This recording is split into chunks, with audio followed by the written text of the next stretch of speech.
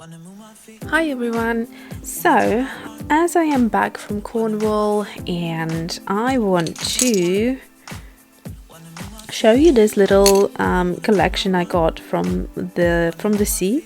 I love picking shells whenever I go to a different country, and I find that the seashells tend to look different, and I don't know, I just find it really kind of therapeutic just to have like 5-10 minutes to myself and walking on the beach picking these little shells, and they're so pretty. The colors are different and the sizes are different, the shapes are different. So today what I thought I'll do, I mean, look at this mussel, baby mussel, how cute is that?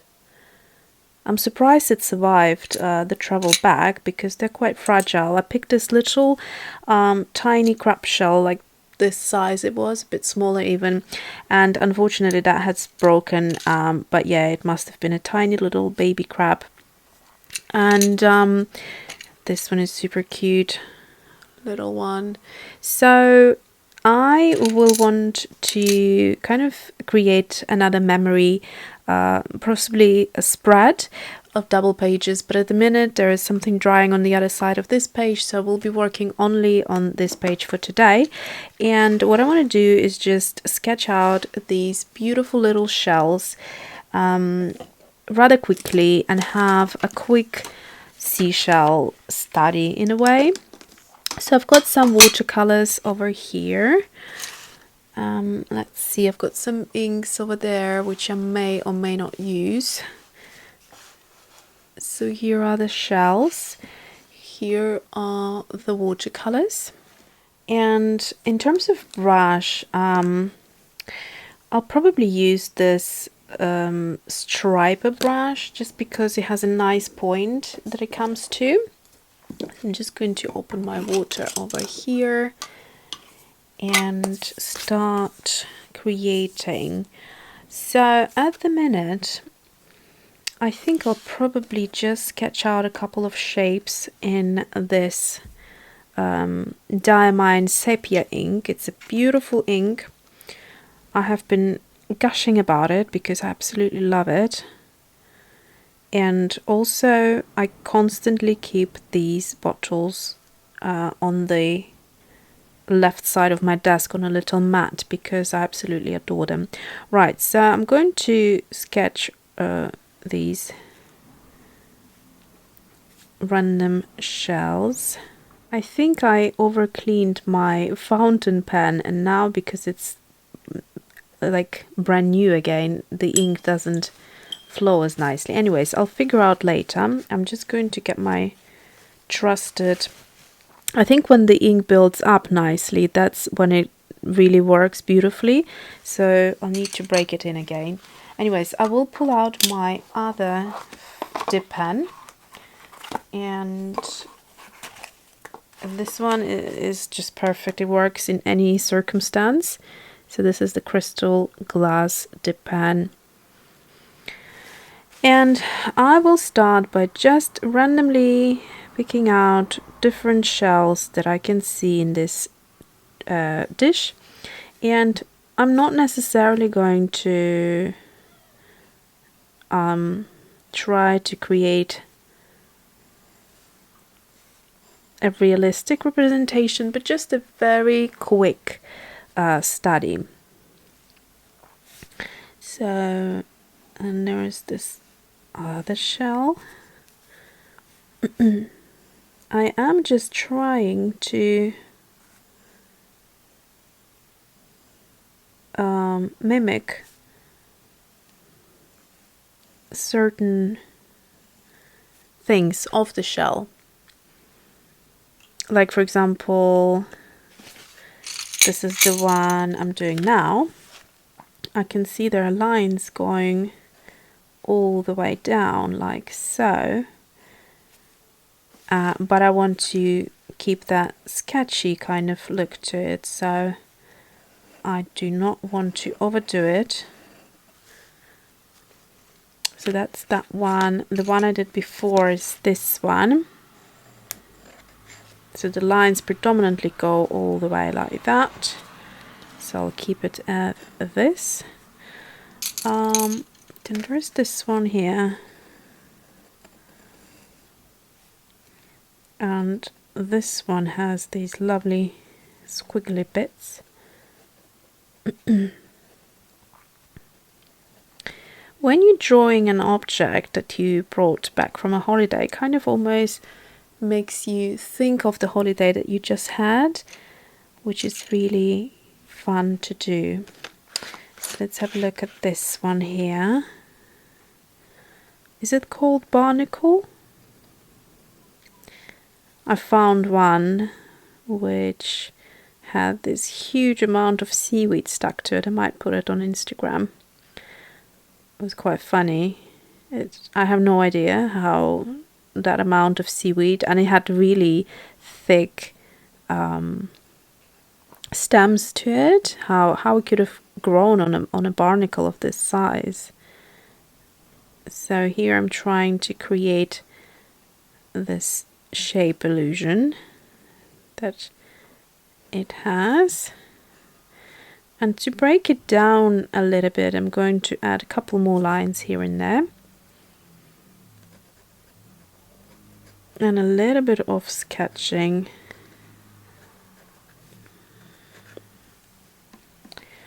Right, next one. I think I'm going to do that one, but it's a little bit tricky because it's a double one. Let's see. Maybe I'll do this one. This one is cute.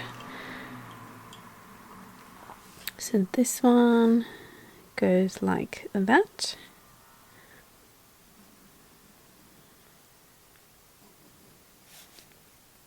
And it's got a couple of things.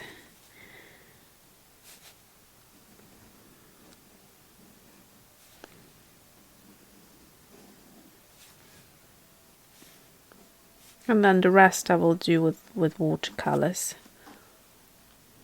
Just playing on the shape. There's this cute little one.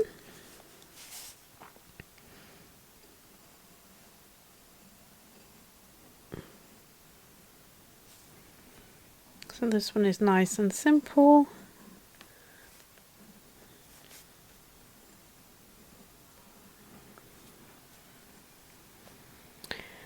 It's got a few little lines or dots across here.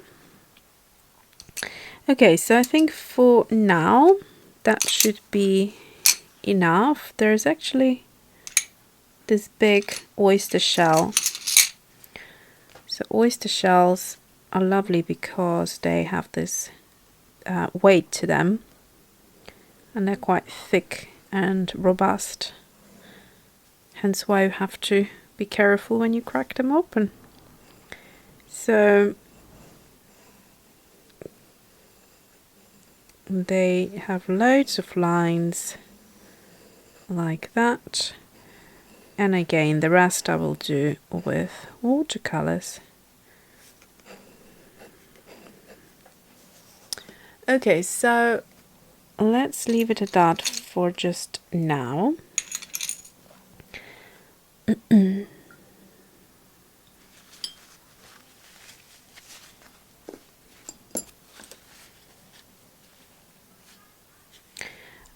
Now I've got this kind of random watercolor selection here, which I think I will use. And there's something yellow on this side, which, to help myself, I might put these shells back just to kind of see what I was doing exactly. So this is that one, I think. And one like this.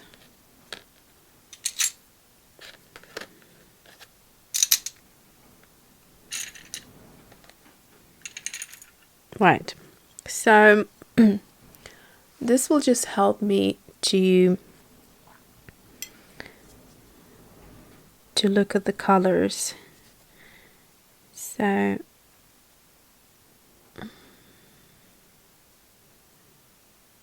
So this ink is not waterproof, but it depends how much water you use, and it also depends on how much you are adding and how long it was since adding these things, like since adding the water. And let's see, I've got a number of things here. So this is Dr. P.H. Martin's, and I believe these are the transparent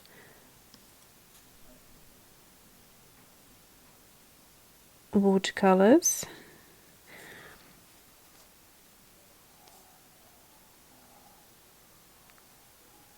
That's it. They're very staining, so if you make a mistake you really can't save it, so keep that in mind. Just going to create a very muted pinky color, like peachy color almost, to try represent the whiteness of this shell. Just have fun with it. There's you know, there is no need to be precise. And I even gave myself a brush to work with that's quite challenging for details, because you have to think of how to position it if you want to get any detail.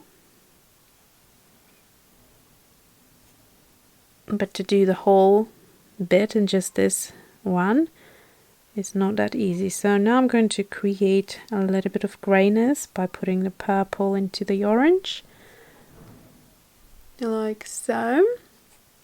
Now move on. Now let's move on to this one here. In effect, you just really could use a bit of water, and you don't even need watercolor because these inks do move. But I like to combine watercolor with these inks because they're quite pretty, the effect that you get working with them. So now I'm going to be a little bit more experimental and adding a color that isn't there, but again it's going to change that color that I mixed up because of the ink not being waterproof. So you can see how it pulls beautifully now, and it looks really nice.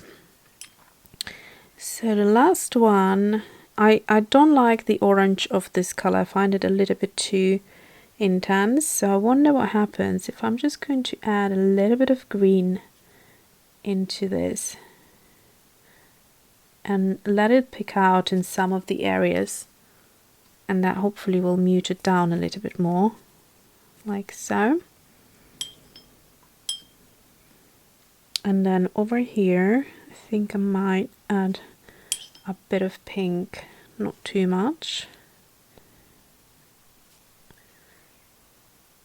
just to keep things varied.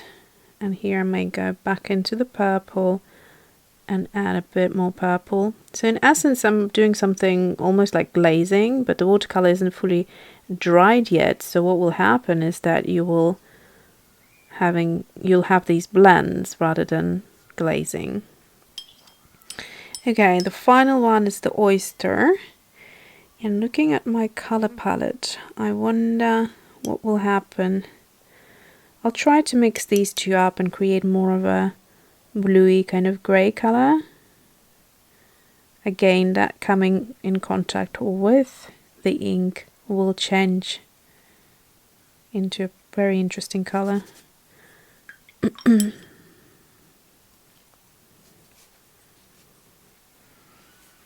So that's pretty much all I need to do. Just adding a little bit of this color, but it's a bit too intense, so I'm just going to mute it down with a bit of a green. The colors of the sea basically, even though it's not realistic or not representative of the actual shell, but who cares? I want it to be a nice thing to look at rather than you know, something that's realistic. I can always take a picture of it if I want a real representation. So at this point I will let it dry and then come back and catch up. Having dried these, I kind of feel like I want to fill the page with a few more, so I'm going to create a couple more. Wanna move my feet, wanna drink my wine. Wanna move my feet, wanna drink my wine. Wanna move my feet.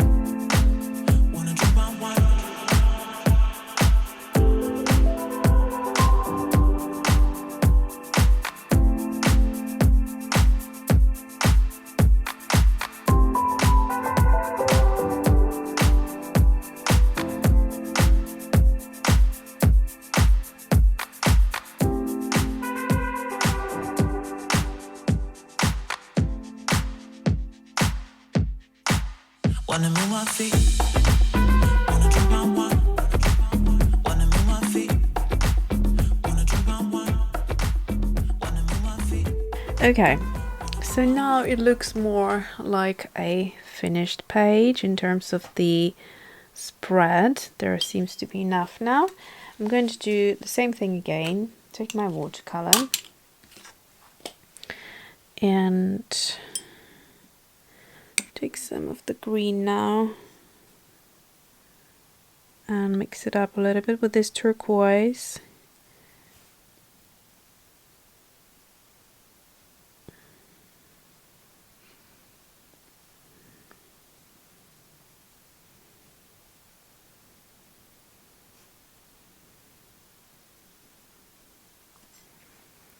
Cornwall has beautiful flowers like by the beach, and I've taken pictures of some, so maybe one day I will do a similar thing with just the beachside flowers.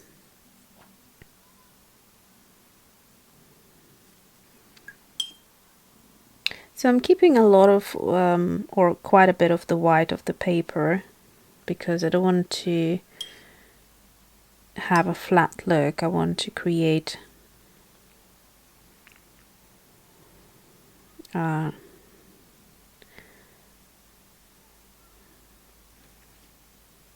this nice kind of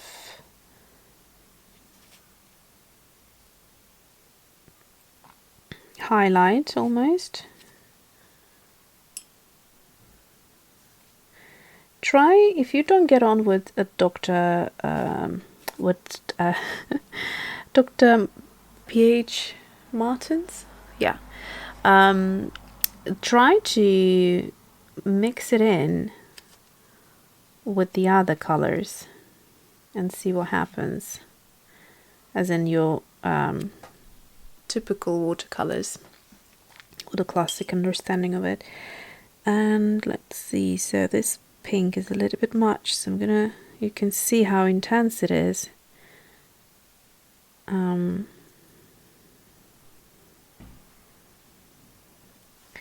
So I don't know, I'll try. Although the stone has black in there, but I'm just playing with colors.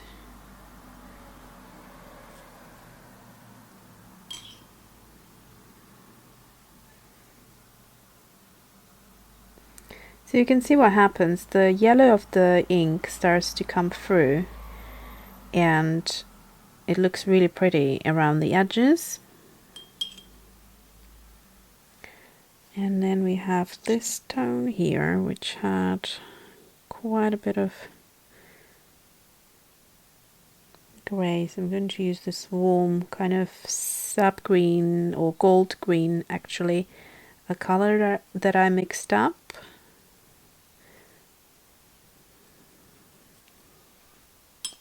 So that's a lovely bright color.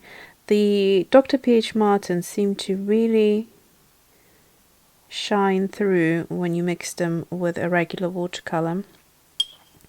Okay, and now I'm going to go ahead and add a little bit more of the green into here,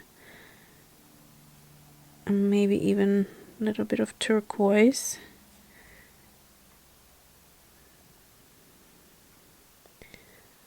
See what happens if I mix it with that. That kind of creates a nice brown. So I'm gonna go ahead with that.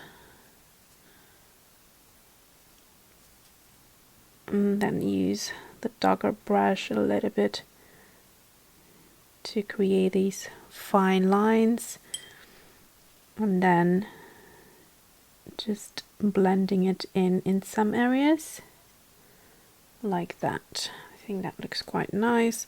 Also going to dab in some of this darker color onto the side.